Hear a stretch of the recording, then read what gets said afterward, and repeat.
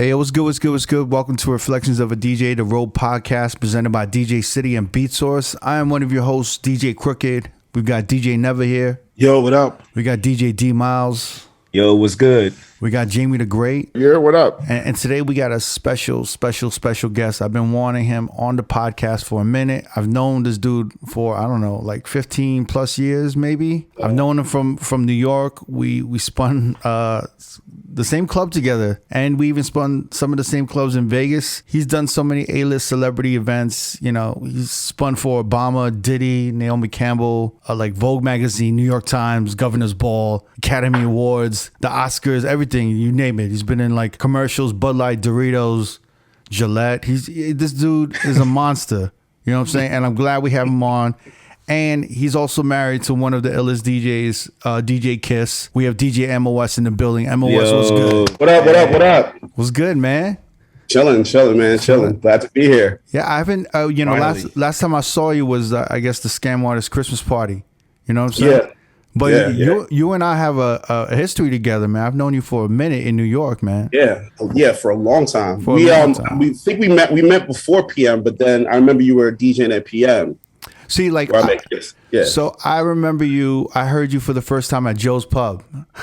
Oh, word, shit. You were DJing for Joe's Pub, and your name was going around. It like early on, everyone was like MOS. So I was like, oh, let me go check him out. But early on, everyone's like, yo, MOS, he's like this DJ. He does like a lot of Mark Ronson mixes and stuff. Oh Lord, Jesus Christ! So I used to go. So I went to.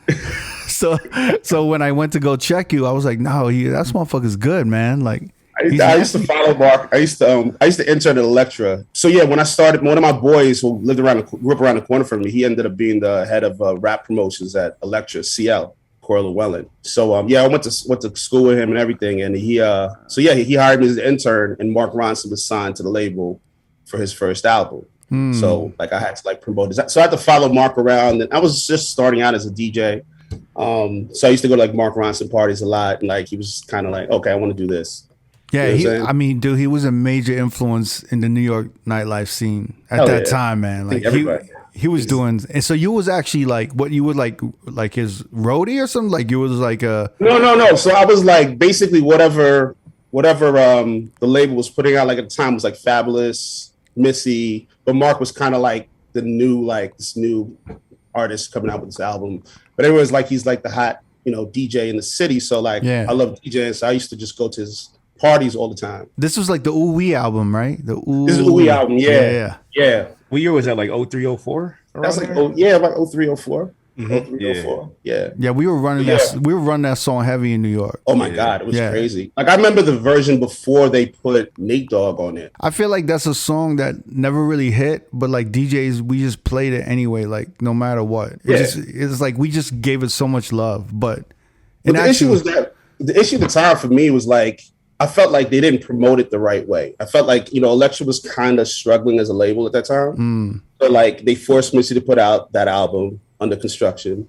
Fab's second album was kind of Little Mo had already, I think her album had already come out. So that at this point, so Mark was like, I don't really feel like they put money behind it, because I remember at the time, like Samantha Ronson was signed to Rock Music, which is like Rockefeller's kind of rock and roll imprint.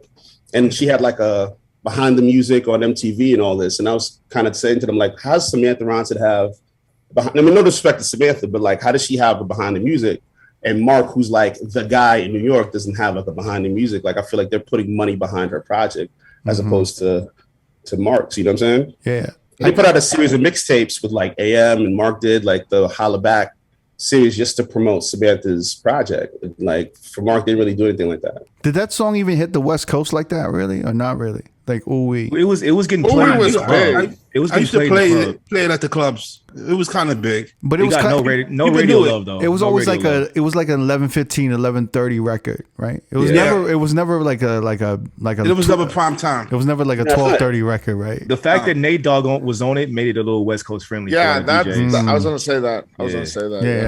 Yeah. On the radio, it got no love on the radio. Not even on the mix shows. It was weird. That was a crazy time. Good record in the club. That was a time. I was definitely pushed it. You know what? That was a Fashion Week record. I remember now. Exactly. That's what it was. Remember, like, Yo, it's been so long. Fashion Week record. Yo, I haven't said that's a Fashion Week record in a long time because there were What is certain. it? Okay. So in New York, there would be. So New York Fashion Week is kind of dead now, right? Like it's been dead.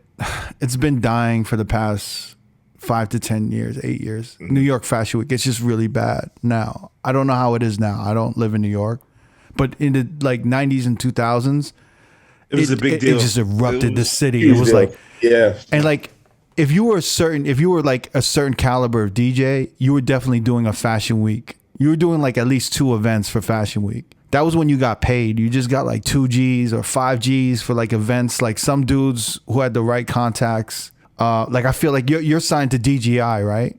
Yeah. So like a lot of DGI like DJs, they did a ton of Fashion Week shit. So they do a day event, they do a night event. So you do like for the whole week, you be like working 2 times a day, and you probably walk away with like 20 Gs to 30 Gs in that week from just like private events. It was like nuts. Yeah. But there was so there were certain records that were so local in New York, but they were like Fashion Week records, but they were really dope during that. It was like the song, like Theophilus London, Trackademics. It was like Kid Sister. There were just certain songs that was just like, oh man, that was the shit during Fashion Week. Like that was the Fashion Week record. Like Ooh-Wee was like one of those. Like Mark Ronson was tapped in to the whole fashion, the industry. So like that was getting played at every party. Like every Fashion Week party was like, ooh. Or if you played a Butter on Monday nights or something like that. Yeah. So there's like certain records. It's probably I'm trying to think of another record. Another one was on Fly, the chick with Nikki Acosta that he produced. Nikki Costa, yes. Nikki Costa, what's it called? Like a Feather? Like a Feather. Yeah, that was a big Fashion Week record. Yeah, that's right. He won a Grammy for that though. Did he? I think he won Nikki Costa won a Grammy for that record. Wow, I forgot. Yeah, she won a Grammy for that record. Yeah. So always mentioned Kid Sister. That was another one that never really translated on the West Coast, but I used to love Kid Sister, bro. Yeah, I thought that was big on the West Coast. Kid Sister, no? I thought Pro Nails kind of hit for a minute, but it was like more of a Vegas thing. It never really touched LA. Maybe Jamie knows a little bit better. The Damn Girl record didn't pop off on the West Coast. Nah. I feel like all those electro records came from the West Coast. Yeah. You know what I'm saying? The fact that Kanye jumped on was dope, and I feel like that's the reason why I started to hit a little bit nationally. But other than that, other than Pro Nails, nothing really. I feel like that was only an LA record. Like, really? With that, like that whole Krayshawn era, like all that shit that was popping off. Yeah. That weird alternative music. Yeah, but there was all those. There was like the Asher Roth, like all those, like kind of. Yeah, there were like these it was LA. Weird. They're like these hipster alternative hip hop shits, right? Like the Mickey Avalons, Swayze. Yeah, Mickey Avalon, right? Yeah, like Mickey Avalon. With that Avalon. downtown though, downtown New York, like people were fucking with that. Like I remember because Scooter was in New York at the time, and like he used to bring Asher through like to the Eldridge with Matt Levine and all those kind of spots. He'd play like that kind of shit, you know. By the way, when he says Scooter, he's talking about Justin Bieber's manager, not DJ Scooter that we know. Oh, Scooter Braun, yeah. He was a promoter in New York, yeah. You just. Scooter was Asher Roth's manager as well. Yeah, he was managing Asher, and I think he Bieber at the same time. MOS, are you that Hollywood that you think we know Scooter or Scooter Braun? Do you know what I'm saying? You have to say the full name for us. Okay, I will. All right, you Hollywood ass motherfucker. From that era, you remember Scooter back in the days, the promoter. Scooter, I didn't even know. I didn't. It was. I never even know that. Wait. Yeah, he was a promoter back in the day. But what era was he in? Was he a promoter in New York? I don't remember what parties he did, but I know he was a promoter back in the day, like around that time. Because like when I left New York in 2005, end of 2005, I missed. Oh, yeah, you left in 2005 too. Yeah, so I missed the whole. So like I even wrote down the era that I missed. All right, so I missed the publicist era. Remember when every New York DJ had a publicist? Mm-hmm. Because they wanted to get a mention, the Page 6 era. When DJs wanted it was such a waste of money. So wait. It was a waste of money ever. Let me explain this for a little bit. Like there was a certain era, I think it was the mid 2000s up, right? Where every DJ. So this is before social media had like taken over and people were going viral on Instagram and Twitter and all that shit, but mostly Instagram. So in order for a DJ to like kind of pop, they needed press. They needed like a mention in Page 6 in the New York Post, or they needed like People Magazine. And then DJ AM kind of planted that seed for like DJs in People Magazine and all of this shit. Yeah. So then DJs in New York started putting these $5,000 retainers maybe for like publicists to get like a certain amount of mentions in publications a month. So it was like it was like a minimum like 2,500 if you wanted to get something. Yeah. Like, I mean, look, it definitely did work. I think that a lot of times, like, because most of those clubs would have mentions. That was the issue. The issue was that like you DJ like 10 June or Marquee, and you know such and such would happen or whatever, and get mentioned in Page 6, but they would never mention the DJs. You know what I'm saying? So that you're like, how do I get mentioned? Well, I need a publicist to reach out to Page 6. Like, I don't know anybody over there. So you pay this high ass fee to get mentions, but hopefully you're DJing enough parties that month or whatever where you can get some mentions. You know what I'm saying? Yeah, so there'd be like Leonardo DiCaprio was seen with certain supermodel and Stumble Outside and DJ MOS, or like so-and-so was DJing blah, blah, blah. Or like, I think Stereo was popping at the time, so they talk about Stereo too. So it was like, and then there was the DJ AM clone era, right? Where everyone tried to sound like DJ AM. And I missed that era. Yeah. That was like that was the whole 2006 to like, what, 2012? That was the time. That's around the time like things started happening for me when I started playing stereo. That a whole AM wave began. It was crazy. It was crazy. It was good for a lot of people. It was good, but that was definitely was an era. So you know what I'm saying? The club that me and MOS used to DJ at together, he'd be there on Fridays and I'd be there on Saturdays, and it was called Club PM. Yeah, and it was the front for that was Unique and Kiki, and they were like the supermodel fashion week promoters at the time. These Haitian brothers, were they brothers? Yeah, it was only like it was like one of the hottest clubs in the city, but it was also owned by like 3 Haitian dudes. You know what I'm saying? Like 3 black dudes. You know, so which was I don't think we've ever seen since or before. You know what I'm saying? But they had like Serafino on Wednesdays, which was like supermodel central. That was just like a big party before I moved out to Vegas, like back in 2002. So Unique and Kiki were promoting Serafino on Wednesdays, and then they were invited to do, I think, the first hip hop party on Tuesdays at Pangea. Oh I forgot about Pangea. Yeah, and I was the first DJ to DJ their first hip hop party, or like at Pangea or something. And then that's when they started putting me in rotation. They would put me in rotation show, and they're like, you know the way Unique talks, right? I'm opening a big club. DJ. I'm opening a big club in the meatpacking district. You're gonna kill it, man. You're gonna kill it. And then he'd be like, and then it was the hottest club at the time, and you were there on Fridays, and I was there on Saturdays. And every time I come in on a Saturday, everyone would be talking about MOS's set on Friday, and it used to like annoy the shit out of me. You know, they'd be like, MOS killed that shit on Friday, man. He played this, he played that. I'm like, man, fuck MOS, man. Dude, that's about the time I first got Serato, honestly. Like I started playing there. Actually, Reach was actually the resident there, and like he got sick one time, and I used to follow Alex and Jed around and Reach to all their clubs because I was always open. That's what it was. That was the Alex and Jed Friday party, right? Right. So you were getting a rotation there. Yeah, like I literally used to like beg them to like Reach, let me open for you, let me open for you. I was like that annoying DJ, like always like, yo, let me open for you, dude. You know what I'm saying? Like hanging out with them, eating fucking after hours with these dudes. And then one time Reach was sick and they called me on a Friday, like a couple hours before the club, can you come play? So I went in and played. And then I think I had just got Serato. So I like hooked up the Serato and like I had my entire library in front of me. Like I had every song that I ever wanted, plus my records. That was the first club that I actually started spinning Serato on. That and Lotus. Oh, really? And just going there early and setting that shit up. I would still bring like 2 crates of records just in case. Yeah.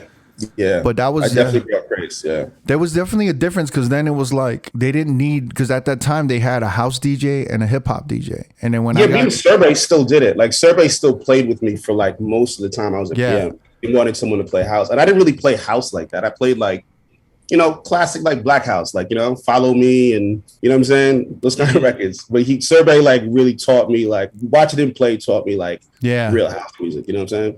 Yeah, I remember like I think that's when I started standing out in New York, was just because I had all the house records and the hip hop, and it was really because of Serato, because you really couldn't bring that many records like that. Serato actually kind of fucked that up for like house DJs, because then it became all hip hop open format, because then all the open format hip hop DJs had all the house records in New York. Yeah, you didn't really have to dig for them. You could like just basically have them. Yeah.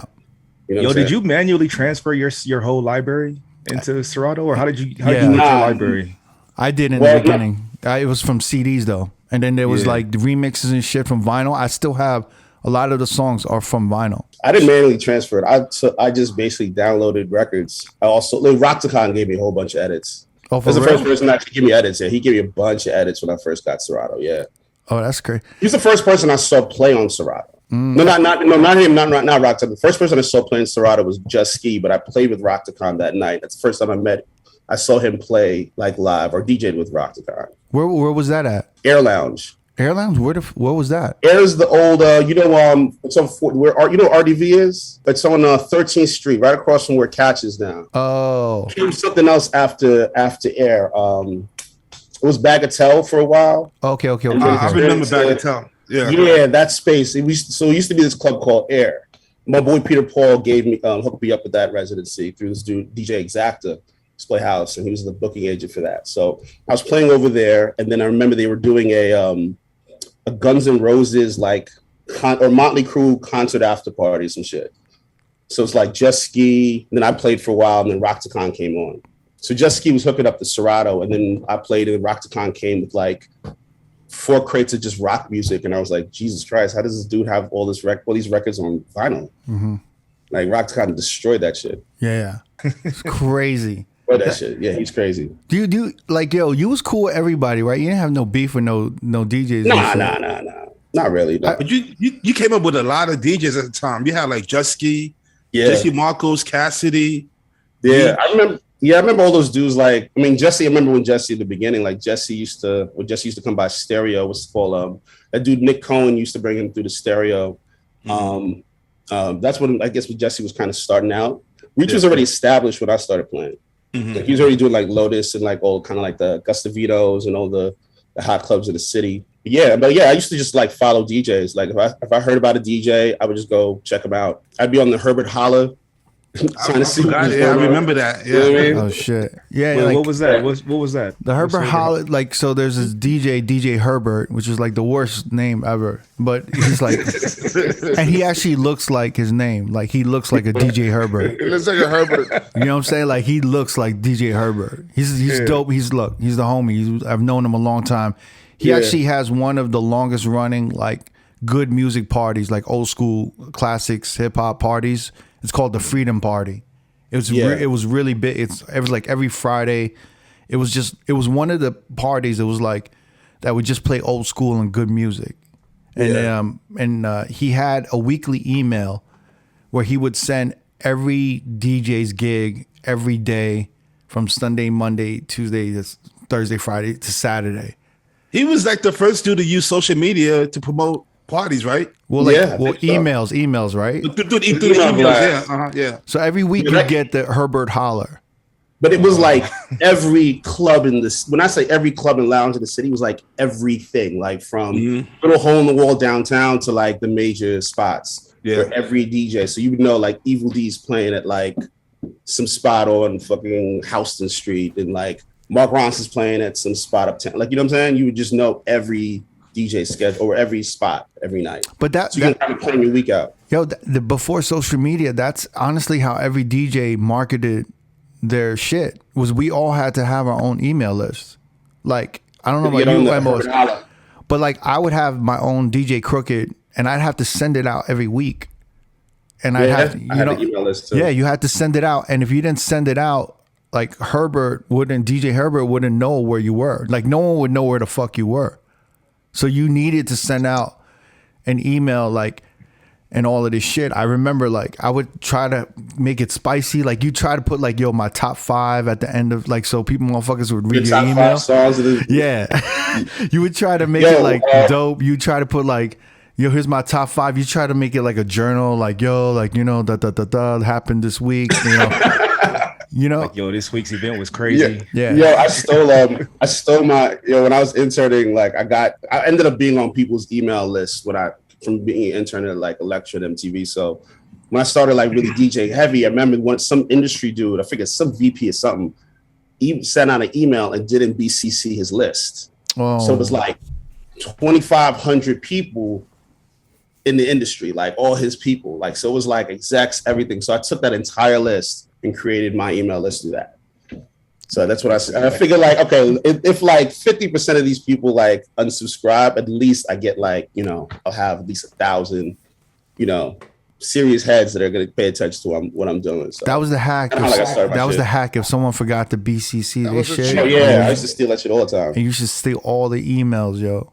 And like, and you used to like, there was a time when I was coming up and I would send my emails out. And I remember the first time I got on the Herbert Holler email. Do you remember that? Yeah, I remember that. And you were just like, oh shit, like I'm like you made it. Yeah, because they put a list, like it would be like Friday, and he'd obviously put like the dopest parties at the top. So it'd be like, you know, Mark. Some clubs he wouldn't even put the DJ, because if the club didn't say what DJ was playing, he wouldn't even put the DJ. Oh, is So it? Okay. Yeah. So then he have the club and then the DJs, and then you'd be like in the middle. If you were like kind of near the top, you're like, oh shit, like my party is popping. You know what I'm saying, or whatever. Like he would do all that shit. Kind of music you're playing afterward, like after your name and all that. So that was literally the only way motherfuckers know where to go. Like exactly. And it would be the only way like us DJs would know, like, oh, let's go check out this motherfucker on Tuesday or Wednesday or whatever the fuck before social media and all that shit. Wow, Herbert Holler. Shout to Herbert, man. Yeah. Yo, but yeah, I mean, fuck, that was the era that me and MOS came in with Club PM, right, with Unique and Kiki. Yeah. This is also where like, so at this club PM, right, I'd be there, he'd be there Fridays, I'd be there Saturdays. So there was this one waitress there, this server there, right, beautiful server, you know, easy, gorgeous, stunning. She would come up to me all the time, and she'd always request Centipede, right? Centipede, that song. She's like, oh, it's my favorite song. Yeah. She knew all the 80s R&B. She was like the only staff member that would come up to me during the night and be like, what song is this? Or do you have this song? She'd be like, requesting and doing all of this. And then I forget, like around the time when I was about to leave for Vegas, she came up to me. She's like, yo, MOS is going to teach me how to DJ. And I was like, oh, word? And that ended up being DJ Kiss, right? Yeah. Like, I feel like she asked you to teach her. You were like, nah, I'm good. I don't know. I don't think she did. See, Crooked, you fucked up, man. Nah. Take a shot. Crooked, you're responsible for this again. There you go. It would have been Crooked and Kiss, Crooked and Kiss. Crooked and Kiss. Quick and Kiss. But yeah, she was it was weird because like when I started playing this, she used to come up to me in the beginning of the night when I'd be playing like classics and samples. Yeah. And she'd always like, you know, yo, I like what you're playing. Do you have this? Do you have this song? Yeah. And she'd be like, name records I didn't have. Like, I get the sample to this. So I remember like one week she came in the next week with a CD with all these original samples that I didn't have. And I was kind of like, yo, you should be a DJ. Like you're beautiful. Like if you learn how to DJ, you would make way more money than you. I mean, I didn't know what they were making at PM. They're making probably a lot more than I am. But like I was telling you, you'd blow up if you became a DJ. So I started teaching her, and she's one of those people, like she's like us. She loves to dig for records. She loves music, like a DJ loves music. So it was really kind of like almost like fate for her to like start doing this. Yeah, her musical knowledge is crazy. Yeah, her musical knowledge is insane. Like I be going deep on some sample shit, like doubling it up on some shit, and she knew it. Like, oh, Daz, I love Daz. I love that. I'm like, oh, you know this shit? It's like, yeah, because you don't really run into motherfuckers like that ever. Yeah, you don't run into people like that very often. That's crazy. Yeah. So y'all linked up. You taught. So like you were like, I want to teach you how to DJ? Or yeah, I told her like, yeah, I'll teach you how to DJ, but I'm really trying to get the number. You know what I'm saying? Yeah. So like no, for real. No. We talk about this all the time because so she gave me a number. I hit her up. She's like, yeah, I'm gonna come by for a lesson. So she came through. She brought drinks. You know what I mean? This is like an afternoon. I told my roommate like, all right, listen, I got this girl coming through. Just I'll hit you when when we're done. So she came through and then she was like, yo, what's up? Let's learn. Let's do it. And so I was like, oh shit, you really want to learn? Okay, cool. So I started teaching her. So I gave her a lesson.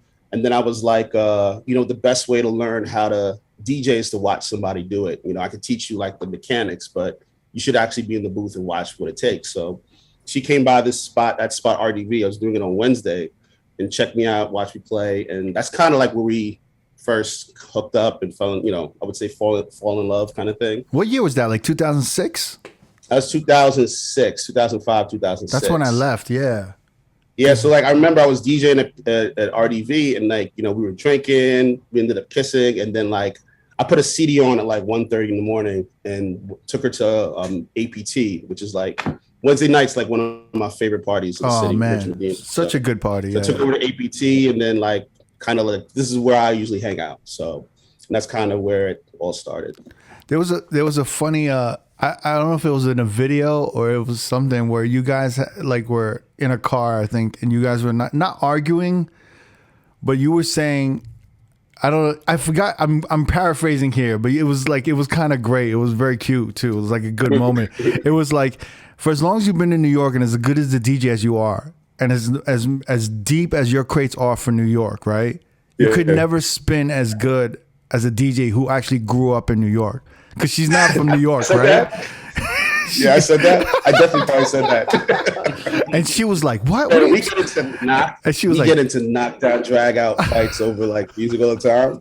But she's from Louisiana. She's from the South. She's from Baton Rouge. So like when it comes to like Southern hip hop, West Coast hip hop, because West Coast was a big influence in that area. She's like, she puts me on the shit. She put me on the Sugar Free and a bunch of shit. Oh, but wow. But she was like, yeah, but then I'll be like, yo, but you can't play New York like I play New York. Like, you know what I'm saying? Like, you didn't grow up on Mobb Deep. Like, you know what I'm saying? You ain't grow up on, you know what I'm saying? On Ghostface and Raekwon. Like, what's up? But I thought it was so funny because she was so tight. Like, she was legitimately tight. She's like, how could you say that? Like, and then on camera, like, how could you say that shit on camera too? But I thought it was cute, like just couples, like, yeah. Is it? Yeah. Is it difficult to juggle, because you guys have like a personal, obviously, because you guys are married, and then a work relationship, and then you guys are like branded together. You know what I'm saying? Like a duo, yeah. Is that? It's not. No, it's not like. It's really not that difficult. It's not as difficult as people may think. Like, because both of us are workaholics, so we love to work. Like most of our career, we've been like, traveling different cities. I mean, it does sometimes put a strain, like after a while, like, we had to definitely, part of the reason we moved to LA was kind of to try to take like a little bit of a step back. But it's great because, you have somebody who understands like what you're going through. Like, you know what I'm saying? Like, understands that like, look, I don't like, I've got an hour before I got to leave for the club. I don't really feel like talking about shit, or I don't, you know what I'm saying? Or like if you had a bad night, understanding what that feels like, you know what I'm saying? Right. Yeah. And then we could bounce musical ideas off each other. I mean, there's definitely somewhat of a competitive thing between us in the beginning and during our relationship. Like there's definitely times where like you're drinking and you're DJing and we're playing together and like, she's like, yo, can you pick it up? Or yo, let me jump on down. Like, what do you think I'm not killing it right now? Like, you know what I mean? Like that kind of shit. Definitely. Oh, you stole my mix, man. What are you doing? The fuck? Oh my god, I couldn't imagine. I could not imagine. No. There was one time where you're like, yo, I was like, oh yeah, you do that mix that I do. You're like, what are you talking about? I did that mix first. Like, so there's definitely some of that. But it's fun. It's funny. Like, it's nothing like super serious. Yeah. I remember I was at an event and y'all was spinning, and then she was like annoyed, and I was like, what's wrong? Like, yo, I haven't seen her in so long. We're like, oh, she's like, oh, and I'm like, Kiss, what's wrong? She's like, MOS, I don't know what he's playing right now, and just ran away and just walked away. And I was looking at you were kind of killing it, but I feel like she had a whole different direction. No. Yeah, she had a whole different direction. Like we used to play at Borgata Like, you know, and that's a very specific crowd. Yeah, you know what I'm saying? Very pop. I'd be in there sometimes just going deep on the crowd a little bit, you know what I'm saying? And like, she'll be like, look, what the hell are you doing? Like, just keep it, like, can we just play some Katy Perry? Let's just get out of here. You know what I'm saying? The only reason why I think it would be really difficult, because it's like careers are not always running in sync with, like, you know, I would think two industry people who are in the same industry, let alone the same field, right? You know, one person's trajectory is going to be higher than the other sometimes. Yeah. If someone has a horrible night, but one has an amazing night, you know, that person who had an amazing night can't really just celebrate and be like, oh my God, best night ever. They kind of got to bring it down and then become a support system for the other.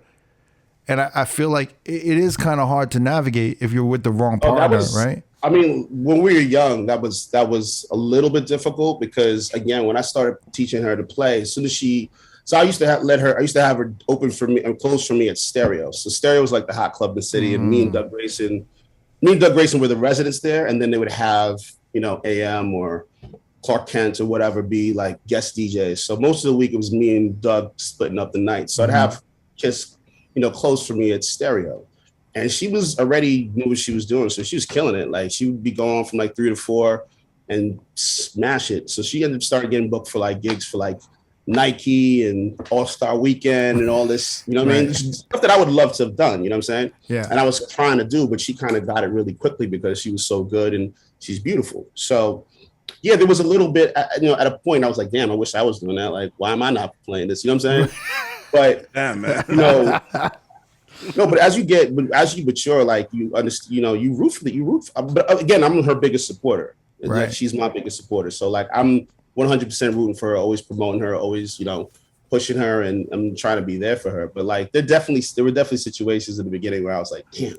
Like, I remember she got booked to do Puff's birthday party. I think it was like his 39th in Miami. Oh man! And like, he flew everybody out to the birthday. So he flew her and everybody out to the birthday. But I had to go get my own flight. Oh shit! You know what I'm saying? There were a couple situations like that, but you know, I'm humble. You know what I'm saying? Like, for me, it's like, I just need to be in the building. If I'm in the building, I can make something happen. You know what I'm saying? So the fact that my girl is in that room, in that space, means that there's a way for me to get into that space as well. You know what I'm saying? Same with her. Yeah, I'm not gonna lie. Like, you kind of were the poster child for all the DJs to think twice before they teach their girlfriend how to DJ, because your girl could like blow up and then just like leave you on the side, or like just blow. Yeah, because I remember when she was blowing up, and she was blowing up fast too. It was like, yeah, really fast. Yeah. And I remember you were still doing your thing and shit, but she was just like, she was doing crazy shit. And I remember I was doing mostly like the club stuff. club. She was doing like events and like corporate. Yeah. Exactly. So I remember like motherfuckers would be talking. I'd be coming to New York. I'd visit New York. They'd be like, yo, man, like, don't yell. You don't ever teach a shorty how to DJ, or like you got to sign a contract where you get a piece of that shit. Cause yo, I remember they were like, yo, and they were like, I know MOS is tight. Like, yo, you know what I'm saying? Like, I wasn't, but honestly, I wasn't tight. I was happy because, again, the way our relationship was like, again, I was killing. I was doing well in nightclubs. Vegas. You were, yeah. And she did an MGM. She was a resident MGM Grand before they opened Hakkasan for a while as well. So she was on. She got signed to Scam. I was still with, like, you know, whatever the manager I had at the time. Were you? Wait, so you weren't on DGI yet at that time? I wasn't on DGI yet. She got signed to Scam early. Yo, I forgot that she was on Scam. That's crazy. I didn't even realize she's doing a lot of the club. Yeah, she's doing a lot of clubs, but then she was doing a ton of events. Right. And I wanted to do events, but I was happy doing clubs. But I just knew that through her doing events and me being there at the events, I just knew that that's the way in. Just like her being in the nightclubs and open and playing with me at Stereo and all these places, and allowed people to see how she played in the nightclub, and ended up DJing like Avenue and all these other places. So So yeah, I think it's kind of short-sighted to look at it like, oh, she's blowing up, I'm not blowing up. It's like there's an opportunity for you both to blow up. right, but yeah, for real. But that, motherfuckers are haters, so they're gonna say it. Like, Yeah, I know. No, trust me. I've had that conversation. People said I've had that conversation with friends before, and I was like, you tripping. No. See, I always thought it was dope. I thought it was like some power couple shit. Yeah, that's kind of how we that's really how we kind of planned it.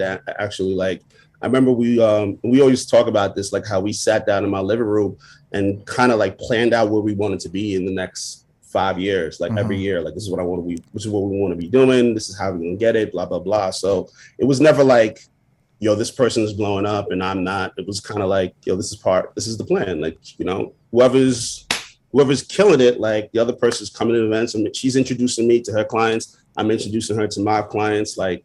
So that's why we end up doing a lot of the same stuff or even stuff together. That's kind of like how I ended up DJing for Puff. And I was just always at the events with her, always at the parties, at his crib with her. Like she's playing, I jump on for a second, play a little bit. And eventually we started doing stuff with him together. At least you got the 50th party, bro, not the 39th. I'm just gonna say that. The 50th? Yeah, that was bananas. That was wild. That was wild. Jamie, you was there, wild. Right? Yeah, I was there. I was at the 50th. It was MOS. D Nice before D Nice was, the biggest DJ in the world, and then who was the other guy? Cassidy. Oh, and in between them, it was Mary J. Blige, and then Mary J. Blige. Yeah, that was a long night. And I think Dougie Fresh was on the mic for at a minute. Yeah, Dougie Fresh, Kenny Burns. Yeah, that was an insane. Like everybody and their mother was in that party. That's the best party I think I've ever played in my life. Really? Yeah, that party was bananas. Everybody was there. Yeah. That's crazy. And then free McDonald's like at 4 a.m. Me and MOS were eating chicken nuggets before he did the after party. It was the weirdest shit of all time. Yeah, and like I got there at 9 and I left there like 8 a.m. Yeah. And you recorded that set, right? Yeah, I recorded my set from the after party. Yeah. Yeah, that was crazy. When I got to the after party, it was like 3 people in there. You know what I'm saying? But it was like Usher and like Lil' Kim and like Ray J in there, just hanging out with me and Damon and Kiss, just kind of just chilling on the couch. And then it turned into this whole thing. It was dope. It was dope. What is your strategy when you do events like that? When you do like celebrity events like that? Because I feel like I'm not really good at that, but you have to be very aware of the artists that are in the room and figure out a way to like please every artist, cater to them, but in a cool way where it's not exploitive, where it's kind of like the energy is dope. And, it's like you kind of got to like really work that celebrity room a certain way and stuff like that. Well, I look at it like this. I mean, I love rooms like that with a lot of artists because, especially older artists, Puff is a person who loves classics. Yeah. So I know like start off with classics. Like you can go pretty deep in the beginning to open up and start. And like, I kind of like use that to set the tone. You know what I'm saying?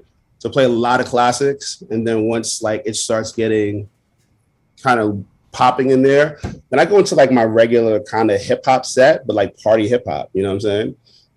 You feel me? Like, and of course, because it's Puff, Lil' Kim, you're gonna drop Crush on You and all those records, but you don't need to cater too much to every artist unless they come up to you. Be honest with you. Most people are there just to have a good time. They don't really want to hear their record. Like when you're in a nightclub, they want to hear their record because they want to promote their song. You know what I'm saying? But when they're at a party having a good time, they just want to hear good records. I feel like if their record happens to be in the mix of that, that's just a plus. Yeah. I feel like they all low key want to hear their record. Yeah, but again, like it's not hard to throw in French Montana. It's not hard to throw in Megan Thee Stallion. Yeah. I was gonna add to that. I think MOS went from 9 to like 11:30ish. And it was nothing but classics. I don't think he played one new record at all. Nah. And it was just nothing but classics. It was shit that new music to me, even though it's older music, but it was new music to a lot of the young folks in there too. But Andre Rell was one of the reasons why. Andre Rell came up to me early, rest in peace, Andre. Like I started off playing, like when I got there, Puff was kind of walking around. He was like, he's like, yo, can you play Afrobeat? And I was like, okay, sure. So I just started playing Afrobeat for like a while.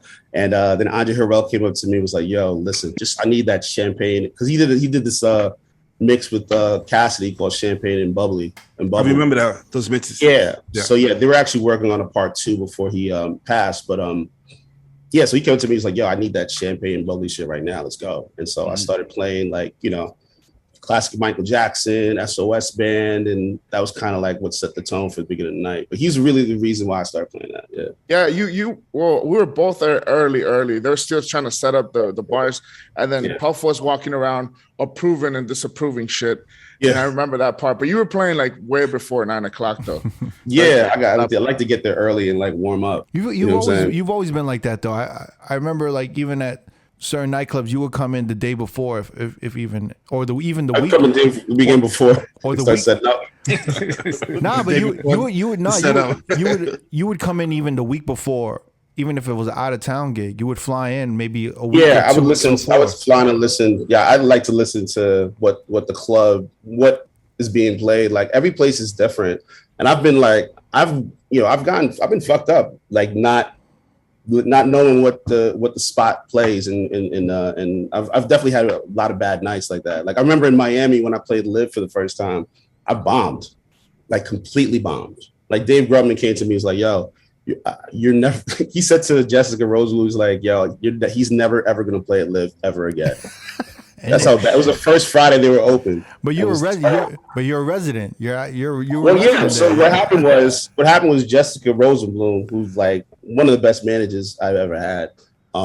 She actually celebrated a birthday recently. Happy birthday, yeah, Jessica! She celebrated a happy birthday, Jess. She is a nightlife icon. She's the OG. She's nightlife. New York nightlife. New York nightlife. Yeah. If we could get her on here, I know she doesn't want to come on here. But she'll come on. She definitely come on. I feel like she already told. We had Bill Spector on here, and he actually called her, and she's like, "Yo, if I just start talking about the shit that happened, I'm gonna get angry." And she's like, I don't want to go down that path. Like, I don't want to go through those memories and like get pissed off again, and then start saying a bunch of fucked up shit. So she's like, no, like I'm good. Like I can't. She helped a lot of people out, man. Real, like she put on a lot of people. Yeah. But yeah, like I remember, like she was telling me about like, because when she started managing me, she was like, she's good friends with Dave. And she was telling me like, yeah, Dave does not like you. He does not want you to play. So she convinced him to give me a shot one night. And she had me fly in the week before. And I stayed at her crib and went by to Live on a Friday just to listen to the DJ. I think it was Jesse Marco playing. So I sat there and listened for like the whole night and kind of got an idea of what it was. It wasn't even the week before. It was actually like a month before. So we went a month before on a Friday, checked it out. And then she said, all right, now I need you to put a set together for that. So I put a set together, and off that set, I ended up becoming a resident over there. So that's dope. When you started come to Vegas and shit, and started getting into the rotation at Tao, right? It was like me, you, and like Barry, right? Barry, yeah. So his Vice had left for Pure. Yeah, because DJ Vice was the resident at Tao, and then he went to Pure for like they signed everybody to like $1 million contract. Yeah, everyone whoever signs to Pure at that time got $1 million contract. It was like AM $1 million contract. I mean, I think that's like $1 million contract. I don't think everybody got $1 million. Yeah, like AM got the first. AM got the first $1 million contract, and then it was like Vice. Yeah, because you opened Lavo as well, right? I think it was like I opened Lavo. Yeah, open Lavo with you, right? Yeah, exactly. I was telling Cook off camera like how like I used to open for you and even Barry, but it would be like back to back, like Friday, Saturday, Tao and Lavo. Yeah, man. Yeah. I had a question because it was something that I feel like a lot of people never really maybe saw the inside of it. But I remember when Vice left, you and Barry were there heavy. Like Friday, Saturday at both spots. And then I felt like when he came back, you guys weren't there as much. And it was like a weird thing. Like him coming back. I don't know if they felt like it wasn't enough room for you guys to all be there together. But when Vice came back, it just changed shit. But it wasn't necessarily a move that I liked because I loved having you there. I thought you were a perfect fit for like Tao and Lavo. You know what I'm saying? Respected you as a fan. I appreciate that. I mean, obviously there was, there's like some kind of deal or between, Tavrooq and Scam or whatever. I didn't really get into the specifics of why. I mean, I just knew that Vice was like their guy before we got there. And I mean, even the way that we were promoted there was kind of weird. Like I felt like we weren't our names were on the fly a lot of times. And again, it was my first time playing in Vegas, first residency in Vegas. So I wasn't really complaining too much about it. You know what I'm saying? I was just happy to be getting paid and flying to Vegas, you know, twice a month. Yeah. But looking back, yeah, I just think that like, again, I think that, you know, again, Tao Group really rocks with Vice, and I'm sure whatever contract or whatever deal they have is, you know what I'm saying? Yeah, it's probably what the situation is. I mean, you can't like listen. This whole thing's about relationships. These gigs, you know, at the end of the day. So like, I don't know, like I don't know the extent of Vice's relationship with the people at Tao Group. It's definitely a lot stronger than mine at the time. So it was something as a fan of you, as a DJ. It was something that he's a dope DJ also. He's also really great. But it was dope to have a different energy. And I think that you and like, you know, obviously Crooked was there during that time. You and Barry, like y'all provided a different energy that Vegas had. Yeah, 100%. Yeah, man. No, I feel that because we were coming from New York playing out there. You know what I'm saying? Like we brought a different kind of thing. And then, you know, obviously whatever Omar wanted us to play at the time. Omar would be quick to be like, call you that. Did you have any crazy run-ins with Omar, or was it kind of cool? Nothing too crazy. I mean, Omar would used to call me in like probably like before I'd go on, and like I go in the office like a couple hours before and be like, listen, I need you to play like a bunch of Duran tonight because we have a client. I'm like, oh my God, really? He's like, yeah, and I need you to stop playing one more time because Jason Strauss hates that record. And I'm like, okay, thank you so much. I'm like, you know, Daft Punk's the biggest group in the world right now, right? 2007. Yeah, this is like 08. I mean, One More Time had like kind of run its course at that point, but it's Vegas. Like, were you kind of like perfect for that? Correct? You know what I mean? Were you in Vegas during the Jolo era, the Jolo times? I don't think I was in Vegas. I don't think I saw Jolo in Vegas, but I definitely was in New York when he bought everybody Cristal, bought the entire thing Cristal for everybody in the club. And I remember like at the time just opened up, and this is before I was with DGI, so I was getting paid like, I don't know, $300-400 for a Monday. Right. But they were like, you know, we're just opened up. We're just, we're still building and all this. And Cholo comes through and buys Cristal for everybody in the club. And I remember when I got my check, because I ordered food, I get a discount on the food. So they took out money for food. Oh shit. I was kind of like, are you serious? But then when I got with DGI, Yoni was like, he just put the kibosh on that. He's like, all right, we're taking you out. We're gonna renegotiate this shit. Yeah. That's I remember a lot of DJs who were getting rotated at that spot to be like, we're getting this much money, and then we have to stay like an extra 2 hours till like 5 a.m. or whatever. Oh yeah, but Joe, yeah. And then they'd be watching the club making like an extra $50,000, and then they're just walking home for literally DJing 7 hours, like, and making $350 or $400, like you said. It was. Yeah. What happened with New York, like, in your opinion, and during that time, like, I think because when I left, right, when I was at PM 2005 with you, I remember PM was paying me $1,000 a night on Saturdays.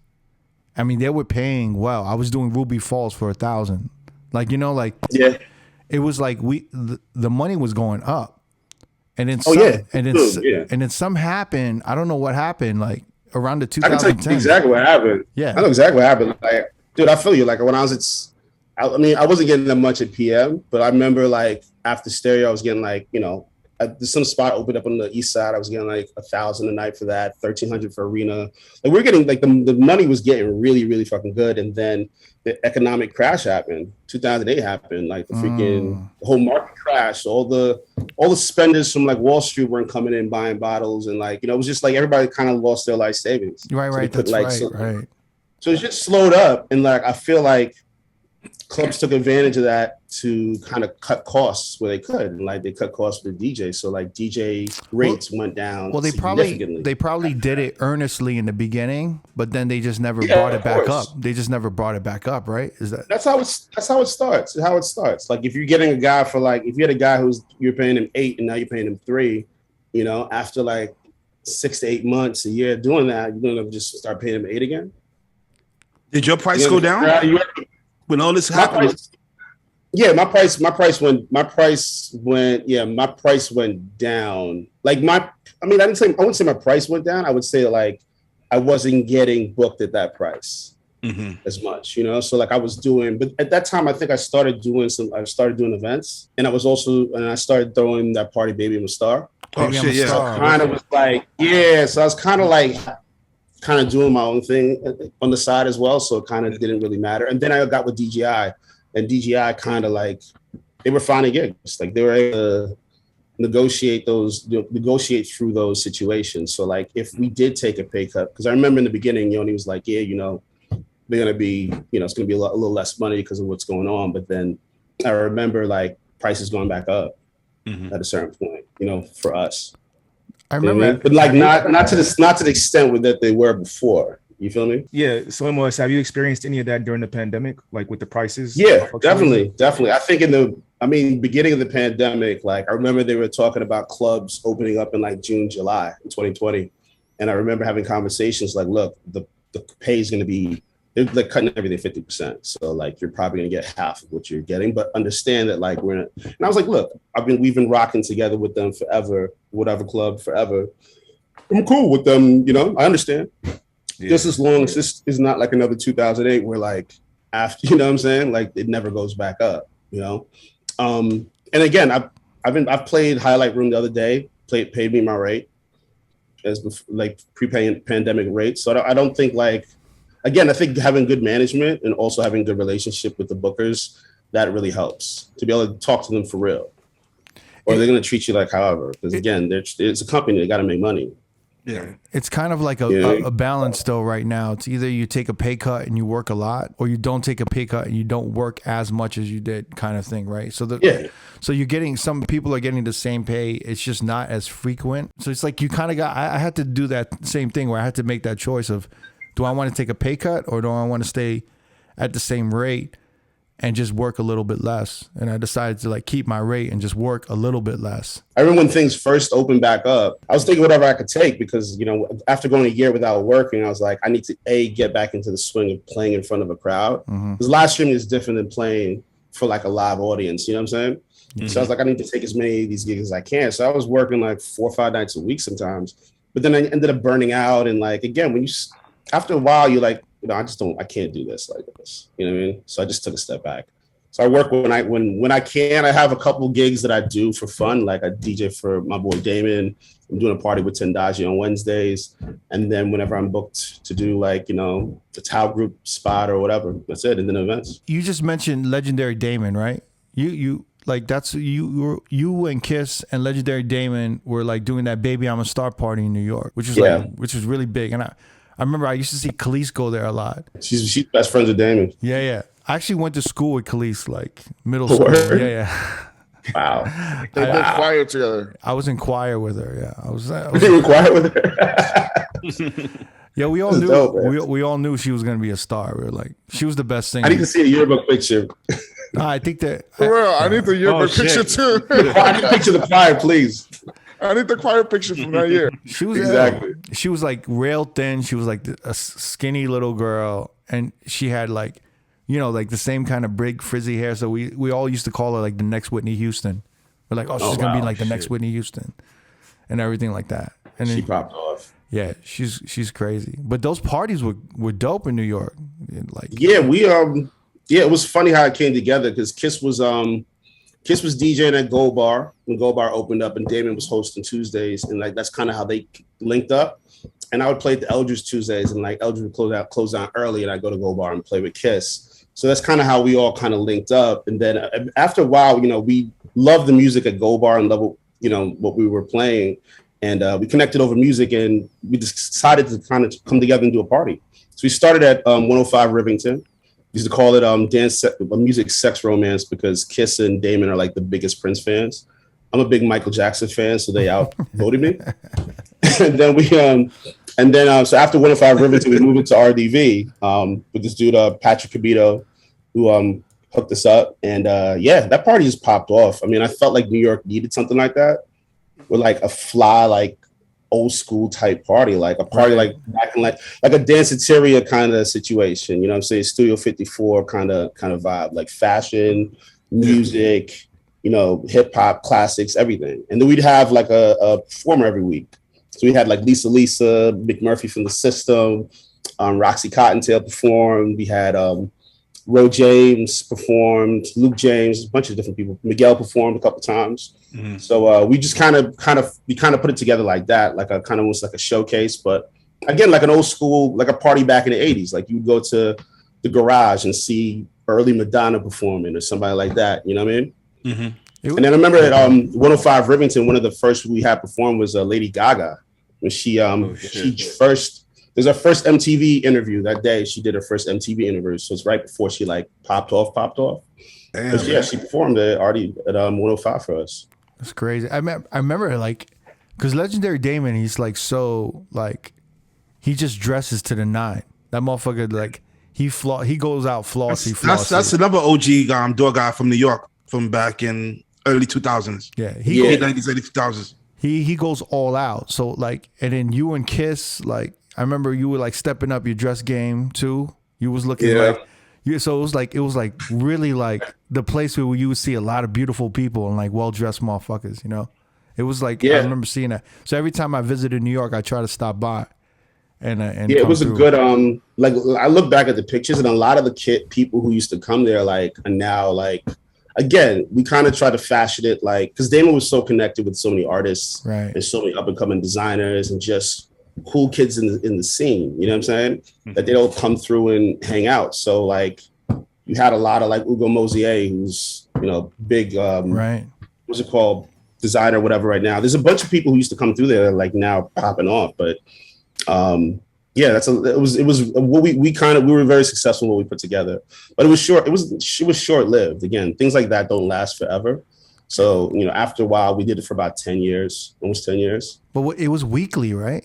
It was a weekly party. It was tough. I mean, that's draining, man. I mean, like, oh man, like that must just trying to get people out every week and then organizing sponsors and just like artists.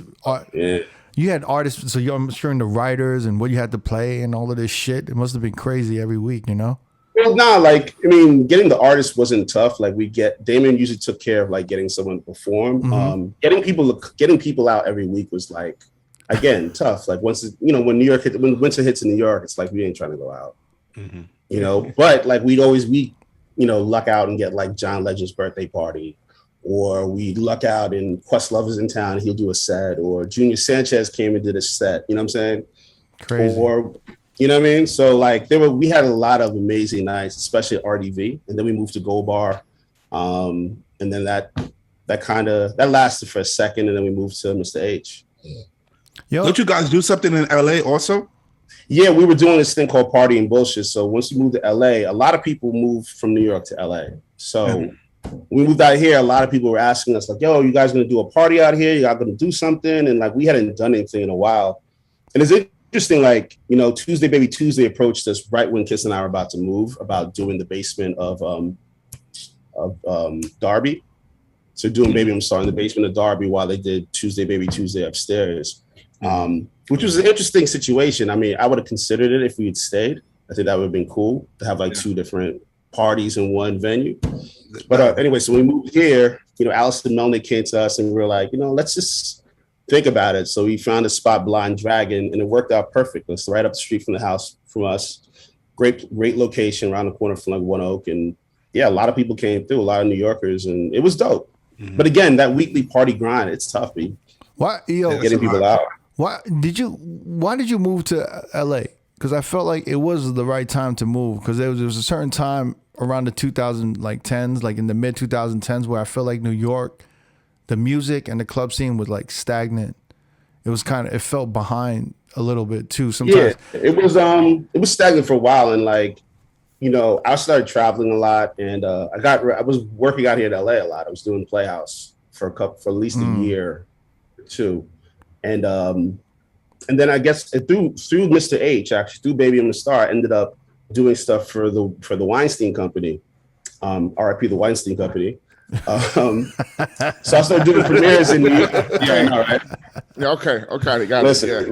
Listen. So I ended up doing stuff for them for a minute, and then they booked me to do their Golden Globe party, which is like the big party out in LA. So we came out here to do that, and Kiss was like, and then we also Good Morning America, which Kiss had a great relationship with. They were filming out here for their Oscar show. So they had Kiss, I think, on for the Oscar show, not me. So she was out here as well. So she was like, yo, we should just get a place out here since you're always working out here. And then like award season's like for the next couple months. Let's get a place for like 3 months from like January to like March. So we ended up renting a spot out there. And like while we were in New York, things were going really well. Like, you know, that was before we moved to New York. I felt like for the first time, I was at a place where like I wasn't worrying about money, worrying about rent. Like everything was fine. Like, it was, you know, things were good. But Chris kept saying we should move to LA. We should move to LA. And I'm like, why ruin this? She was like, well, we haven't, like, this is not going to last forever. You know what I'm saying? Like, we need to use this opportunity to go out and start to conquer and work in another market. We could always come back to New York. Like, these events and gigs will always still be here, you know, if we're still doing our thing. So, you know, she convinced, once we started living in, once we had that place in LA, started living there, I was like, okay, cool. I could see this working. Mm-hmm. You know what I'm saying? Like, I saw like, Winoco had opened up. Avenue was about to open up. Like I saw like how things were moving. I was like, okay, cool, let's just stay. Also, I didn't want to pay rent twice. It's ridiculous. It was ridiculous.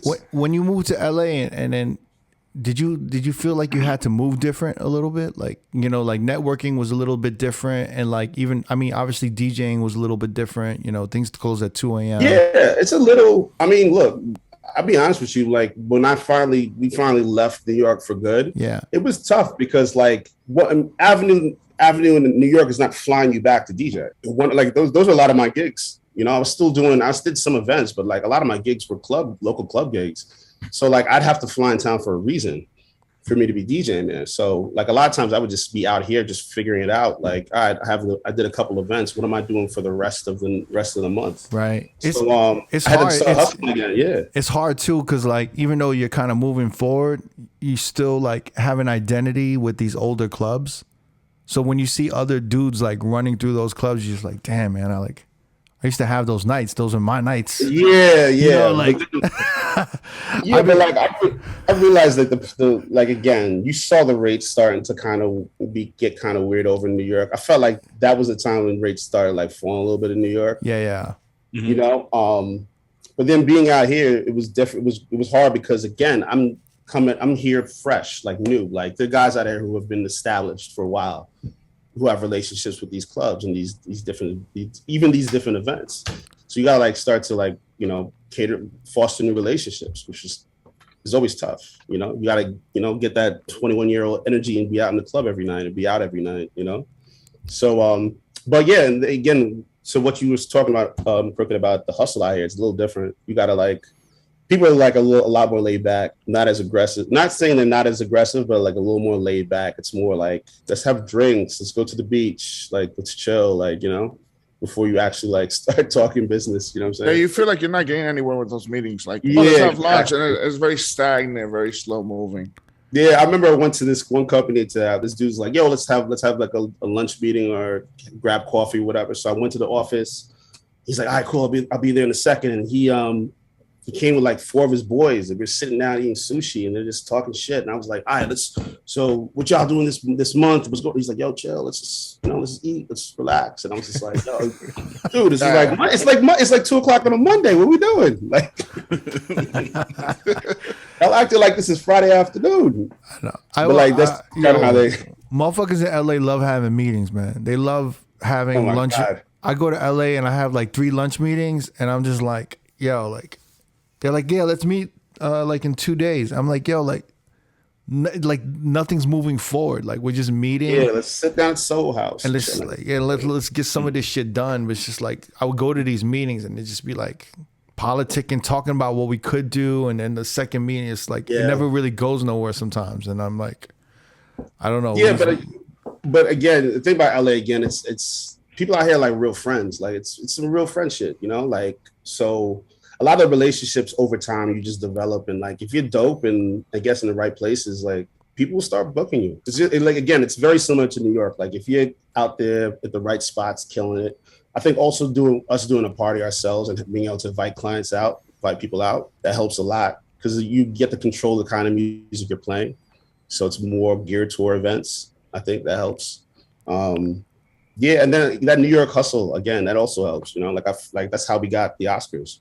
Wait. So explain this, because there was a certain how many you guys were doing the Oscars like year after year, like we did it 6 years. 6 years in a row, right? Right. Well, how did that happen? Because I was like so happy for you guys, and you guys would do these recap videos, and I'm like, wow, that looks like crazy. Like, it just looks. That story is really that's some weird fate shit. Like, we were sitting watching the Oscars in our living room, and I remember she was like, she's like, who DJs the after party for the Oscars? And I'm like, I don't know. What party do they do besides Vanity Fair? So we went on Instagram, found out Solange was DJing. I'm like, all right, somebody booked Solange. Let's figure out who. So I told her, I was like, I'm gonna figure this out in the next month or two. Trust me. Then the next night, Mike Muse, a good friend from New York, he was out here, rented a house in the hills, and he was throwing a party. So he said, yo, come by the party. I want you to meet some people. So I'm at the party. First person I meet is this young kid. You know, he's a rapper, blah, blah, blah. We're having a conversation. I'm like, so what do you do besides, music? He's like, well, I'm the assistant to the president of the Oscars, of the Academy. I was like, holy shit. I'm like, yo, me and my wife were just talking about the Oscars. We're like, we saw Solange DJ. He's like, I'm the one who suggested she DJ. Holy shit. I was like, okay, we're going to be best friends then, huh? This is so Hollywood, yo. This is This is only happens. It's not what you know. It's not what you know. It's who you know. But anyway, so me and him ended up exchanging information and inviting him. But he's, young kid, like he's like us, like likes to have a good time. But so ended up inviting him out to parties, met Kiss. So we and him, and his friends, we hung out all year. So then once the Academy Awards started coming around, we sent him our press information just to send to them. He's like, yo, I'm gonna try to get you guys in. And I remember they were trying to book Calvin Harris. I remember that was the year that was the Oscars So White thing happened. You know what I'm saying? Remember that? So I remember I was like, this is perfect. And I told him yo, you need a position like this, man. You can't. You know what I'm saying? Wait. What year was this? Was this the Jada Pinkett Smith shit? When this might have been, think so. It might have been that year. I think so. Chris Rock hosted that year. Oh they didn't want Chris Rock to host it. A lot of black entertainers. Right. Was like, that was the year. That was the year. Yeah, that was the year. Chris. Yeah, they didn't want Chris to host it. Because there were no black. Yeah, there was no people of color nominated for Jada was upset because Will didn't get nominated for not Collateral. I was gonna say Collateral. 2016. It was Concussion. Concussion. Yeah. It was that year. So she made a big deal about it, and that's when all that shit happened. Yeah.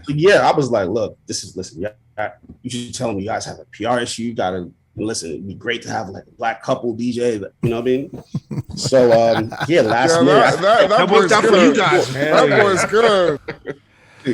I do not play around. See, I would have sold it yo, you have a Crooked and Kiss. It would have been an Asian and a black couple. Those would have been perfect.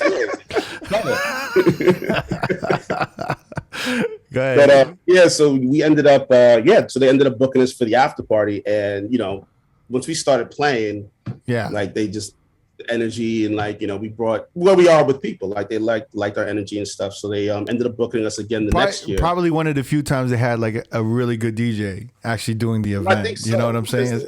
They've never booked a DJ twice before, so they ended up booking us every year. Then we started doing. Then they realized they wanted music at other events. We started doing the Governor's Awards, other events at the Academy, and then they eventually wanted us to DJ on the red carpet. So now we play. They set up a DJ booth for us on the red carpet, so we play while people are walking in, and then we go to the show, and then we kind of, you know what I mean? You got a TV show coming out, right? We're working on it. It's in development. So during COVID, when I was live streaming, this dude was in my chat all the time talking about yo, we need to talk. I want to talk to you about some TV opportunities.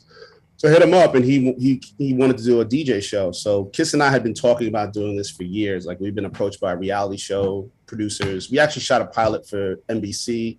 We were in New York at one point, but I never wanted to do reality because I just saw how those relationships were kind of, put together. And I'm kind of shocked you guys never did a reality show. I think you guys would have been perfect for a reality show. They want us for a couple. Yeah, they're asking us for years, and then we shot it actually a pilot for NBC was doing a reality series. What was the reality series? What was it? I forget what it was, like married couples, but like black married couples. Or married couples who were like. I remember the other couple was Amari Stoudemire and his wife, and Amari Stoudemire was is Jewish. So it's kind of the dynamic of him being Jewish, I guess, and his wife not or something like that. I think that's what it was. But so they were shooting us, and I remember like during we shot all day, and like they had us. We started drinking, and then me and Kiss got into like a little bit of an argument. They're like, "Okay, cool, let's play that up a little bit." And I was like, "All right, that's it. We're done. I'm good. I don't want to be on camera. Like I don't want you guys to kind of cause problems with my relationship. You know what I mean?" Oh, so I think that's wait, they're there and they're like instigating it more, like they not instigating, like you're there all day and like you start pouring drink, you're on camera, you're supposed to act natural, but everyone starts to drink a little bit, and then next thing you know, me and Kiss got into like a little bit of an argument, nothing crazy. It was like something over like a bowl in the sink or something stupid, but they were like, "Yo, okay, cool. Can we do that again? But like, I need you guys to like." I was like, "Okay, I see how this is going." You know what I'm saying? I felt like, that's what reality is about. It's about conflict. If you don't have a script, why are you watching? Oh, so you deaded it, huh? They want to see drama. Yeah, and that's what most good shows have. Like if they're scripted, there's a drama. There's like some kind of conflict, then a resolution, whatever. So anyway, so when we moved to LA, we were like, again, thinking about doing like a scripted show or a movie. So we ended up writing a treatment during COVID. We wrote this treatment for a show. We kind of made it kind of like a Power meets like Love and Basketball kind of situation. We got a copy written, and then we started approaching studios. So we sat down with Will Smith's company, with Westbrook, Lena Waithe's company. We sat down with Flavor Unit, Queen Latifah's people, and then this guy that we Landmark Productions, and Landmark kind of gave us the kind of best situation. And we start. So it's in development right now. We found some writers. They're about to start writing the pilot, and then we're going to pitch it to a bunch of different networks and see what happens. It's a long process, huh? Yeah, it's a long process. I mean, like the process of just getting the deals done between the writers, just finding a writer. That was the kind of like a long process. But finally, we found like these two women that we really love. Yeah, I think again, it's the whole premise is about me and Kiss, how me and Kiss met, and like so it takes place in like New York, mid 2000s, like our era. Mm-hmm. So like when nightlife was popping in New York. Am I in it? You're an actor, an Asian actor to play crooked. You ever seen that movie? Go ahead. You ever seen that movie Ice Age? The little squirrel that pulls the acorn and everything happens. You're that dude in the relationship. You said no to her, and look what happened. They're at the Oscars. You got a movie. Exactly. Listen, show. If I'm in the movie, just don't cast the guy who was playing Boogie from the Eddie Huang movie. Don't do that guy. They're gonna go get that TikTok chef that looks like you instead. I better be in the show. I better be in the show, MOS. I better see an Asian guy. We're gonna there definitely be people in there that represent certain individuals in our life. So, oh man, I can't wait to see Unique and Kiki if you do it. I want to see. Yeah, it's gonna be fun. It's gonna be fun. So again, it's So right now they're just writing it, and it takes place in New York, like early mid 2000s. I mean, that's when New York was popping. That's when like the scene was kind of dope, and I think that like all the storylines that go along with like nightlife, and I mean it was before people were really getting like W-2s at clubs. You're getting paid cash. So you think about days. Yeah, so think about like a Power, like there are different storylines that are kind of intertwined into us being, and coming from the perspective of these two up and coming young DJs who just met and falling in love kind of situation. Is there a title for the series or anything? Tentative title is Heartbeat. Ooh, okay. Which I like, but we'll see. Again, they're still writing the pilot. They're starting to write the pilot. So was it gonna be like 10 episodes? I don't know yet. I think we planned it to be about 10. I mean, Kiss and I wrote basically like 3 seasons worth of stuff. Yeah. Oh wow. Damn. Yeah, it's good. Yeah, we sat and wrote it ourselves. It was interesting. It was fun though, just going through and remembering all the crazy shit. all the crazy shit. Yeah. Will you have a say in who's gonna play you? I guess we put in suggestions. Kiss put in suggestions for herself, I think, and I'm kind of who you suggested for you. Yeah, I want to know that.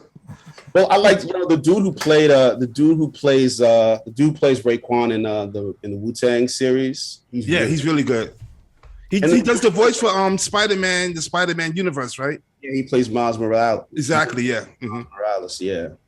And then there's the dude who plays RZA in the Wu-Tang series. I like him as well. You know.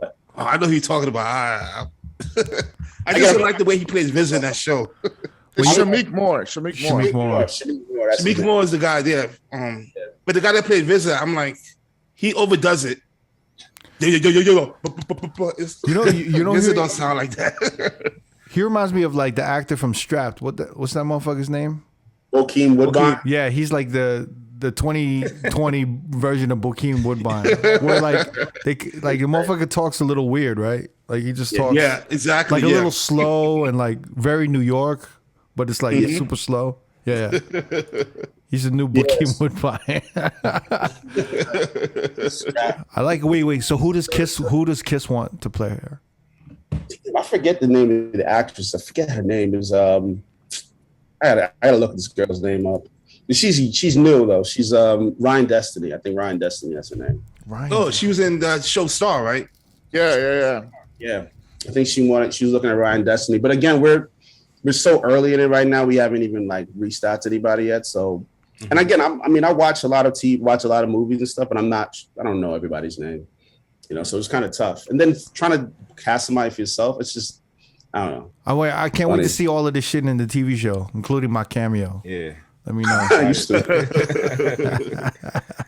Let me know. Damn, you getting all Hollywood, man. Doing Oscars. You doing TV shows. Doing movie. You got your own TV show. You know what I'm saying? Nah. I'm not going to be on top. I got a question. There's like a certain, like, the top tier celebrity DJs would be like MOS and Kiss, right? You and Kiss. It would be like D-Nice and Cassidy, right?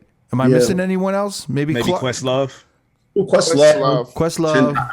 DJ Tendaji Lathan. And Clark Kent once in a while. He might be thrown to the mix, right? Stuff, yeah. Do you guys compete for that shit a little bit? Yeah, yes and no.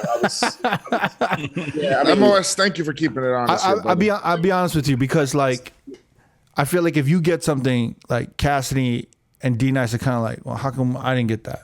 You know what I mean? I don't think it's so much how. No, real talk. I think definitely there's competition when you know things are coming up. You know that like, all right, certain people are going to be working. You know what I'm saying? Yeah. And then there's clients that book certain people. Like I knew that when Puff was doing his 50th, I knew Cassidy and D-Nice were going to be DJing in some capacity. Mm-hmm. You know what I'm saying? And I was like, well, I'm have to be DJing in some capacity. I'm not going to allow this to go by, not do it. But yeah, we do compete at some point. Like I remember,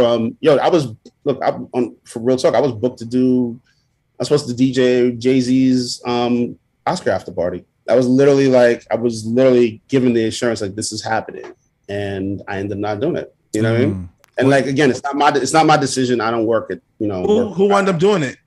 It was Questlove, D-Nice, I think Clark Kent. I think Black Coffee did it too. Oh, okay. Yeah. He's done two. So like I remember the first year, I forget what happened. I think I couldn't do it. And then the second year we're supposed to do it. And then it just kind of just didn't happen. In those situations, do you leave it up to management or do you really go out of your way to kind of... I mean, listen, you kind of try to push the whole situation along as much as you can. Yeah. But, and I did this when I was DJing clubs. Like I'm not trying to undercut people. I'm not trying to talk much. I'm not out here trying to badmouth people at all. Like that's just not my style. So like, I want people just to book me off my merit. So like, if I don't get it, I'm not salty about it. I mean, I feel like, fuck, I would love to have done it.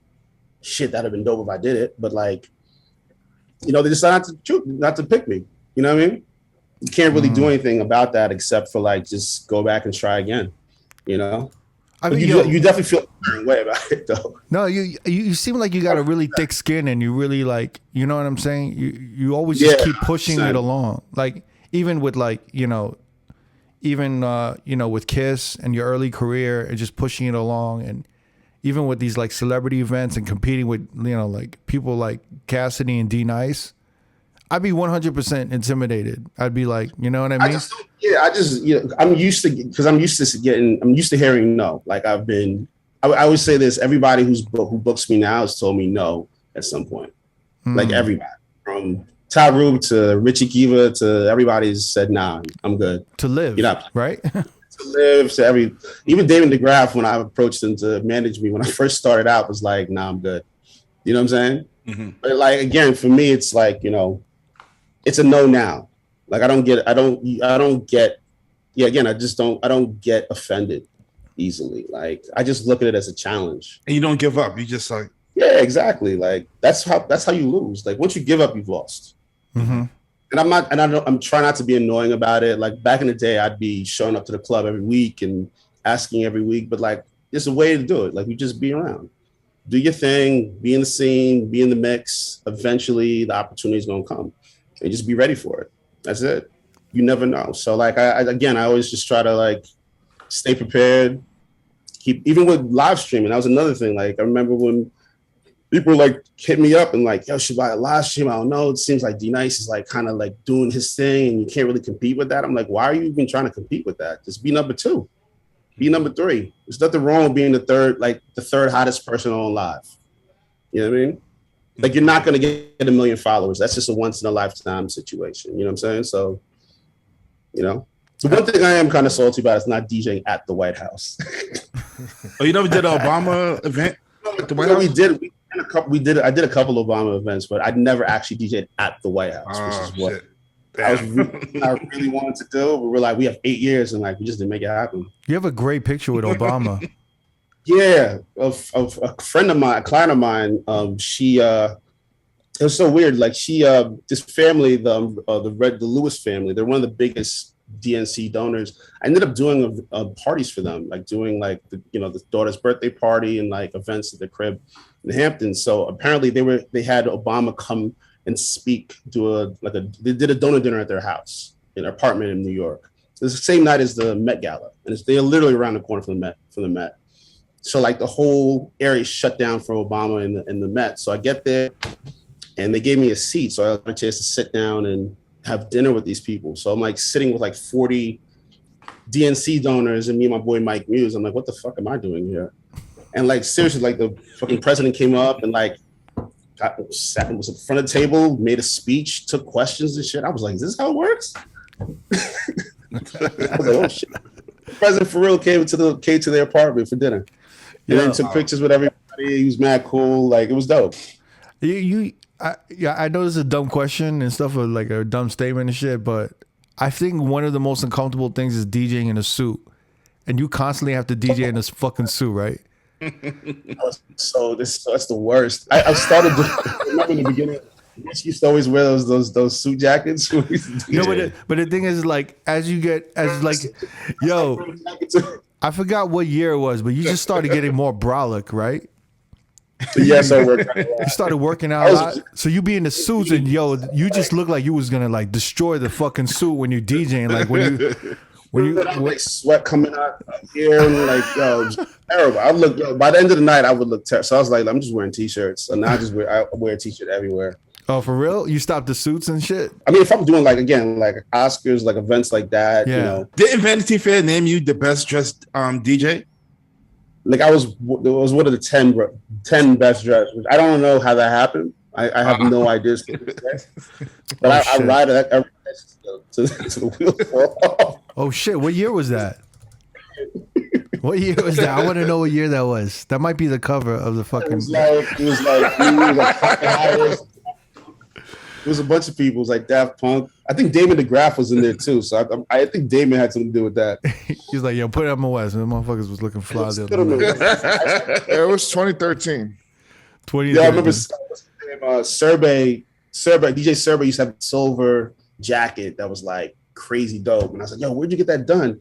He's like, yo, I can get one done for you. So he made one for me. And I used to wear that all the time. So they have a picture of me in this weird silver suit jacket. God damn, shout to Serbe. I haven't spoken to him in so long, man. I told them we're in a group chat together. We're on like a finance group chat, crypto group chat or something. Oh, for real? Yeah. Yo, do you know Artistic in LA? Yeah. I saw him like literally last week. That's all me. I feel like y'all motherfuckers should start a party.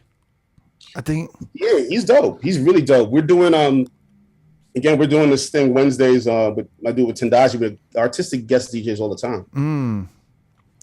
So Cherry Palm has been going on for like 11 years. It's kind of similar to what we were doing in New York. So I guess DJ once in a while, and like I told Tendaji, let's partner up. Yeah. Some, you know, because I feel like you bring that East Coast energy, and him, he has so many songs from the West and down South.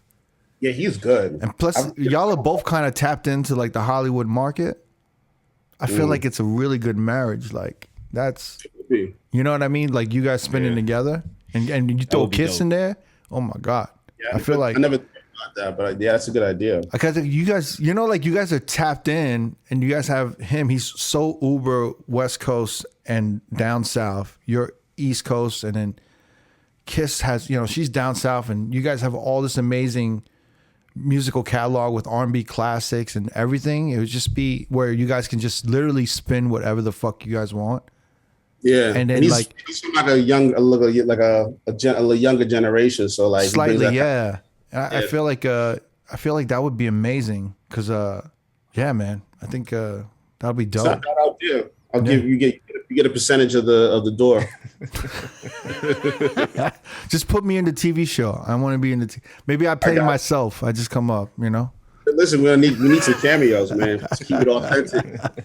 You gotta pull the Yankee cap back out. Yeah, pull the Yankee cap.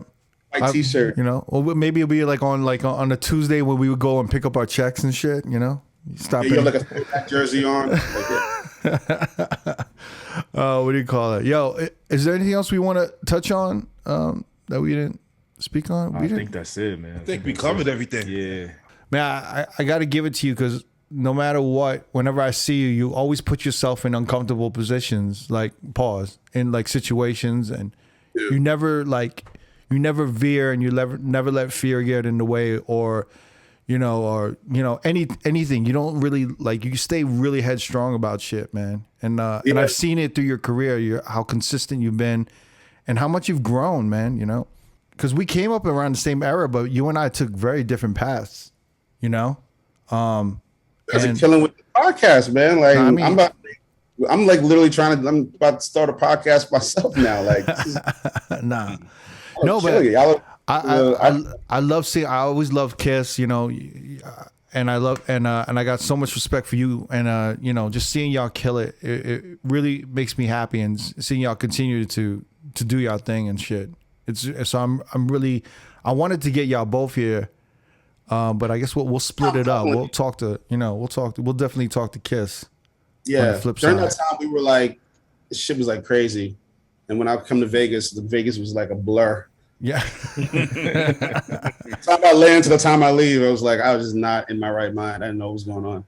That happens a lot, man. I mean, well, hopefully I see you again, man. It was good seeing you. Yeah. And thank you for coming through, man. We've been wanting you on the podcast for a minute and shit. Yeah, let's do it again whenever. Yeah, that's right. Man. Let's do it, man. Yo, MOS, thank you, man. Yo, appreciate you, brother. Thank you, man. Appreciate y'all, man. Thank you so much for Thank you, having bro. me. So, if you want to watch more episodes from R.O.A.D Podcast, click either links on the left or the right. Don't forget to subscribe to our YouTube page and get updated on new uploads throughout the week. Peace.